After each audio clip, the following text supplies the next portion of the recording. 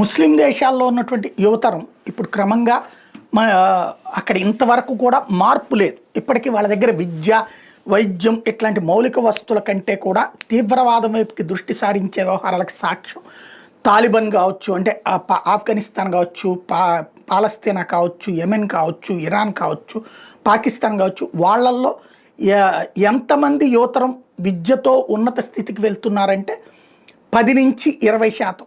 అది కూడా ధనవంతుల బిడ్డలు మాత్రమే తీవ్రవాదం వైపు కాకుండా మంచి వైపుకి పోతున్నారు. అదే అక్కడ ఉన్నటువంటి పేదలు, మధ్యతరగతి వాళ్ళ బిడ్డల్ని చివరికి చదువులకి దూరం చేసి, లేదా అక్కడ ఆ సగన సదుపాయాలు లేకపోవడంతో వాళ్ళు కాస్త తీవ్రవాదం వైపుకి వెళ్తున్నారు.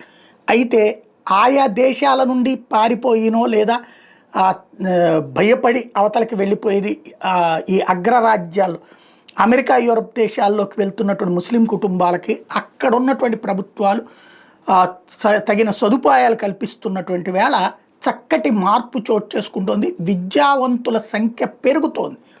ముస్లిం యువతరం చక్కటి చదువులు చదువుకుంటున్నారు. అంతర్జాతీయంగా చూస్తే యూరప్ దేశాలకు వెళ్ళినటువంటి ఈ ముస్లింల కుటుంబాల్లో బ్రసెల్స్లో 52% మంది ముస్లిం యువతీ యువకులు విద్యను అభ్యసించినారు, ఉన్నత విద్యలు.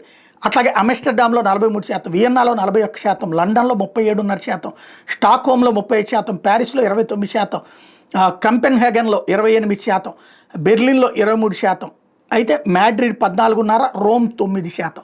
కొన్ని దేశాల్లో లేదు, మిగతా దేశాల్లో క్రమంగా విద్యార్థుల సంఖ్య, ముస్లిం విద్యార్థుల సంఖ్య పెరుగుతుంది. యూరప్కి వెళ్ళినటువంటి వాళ్ళల్లో మాత్రం మంచి విద్య వైపుకి వెళ్తున్నారు. బట్ ఆ విద్యని సద్వినియోగం చేసుకుని వాళ్ళ జీవితాలు బాగుపరుచుకుని మిగతా ముస్లింలను కూడా ఆ దిశగా అడుగులు వేయిస్తే ప్రపంచవ్యాప్తంగా ఉన్నటువంటి ఉగ్రవాదం వైపుకి లేదా నేరపూరిత సామ్రాజ్యం వైపుకి వెళ్ళే యువతరాన్ని మార్చగలిగితే ముస్లిం సమాజం అందరితో ఆదరణ పొందుతుంది, అందరితో కలిసి జీవించేటటువంటి అవకాశం గట్టిగానూ లభిస్తుంది.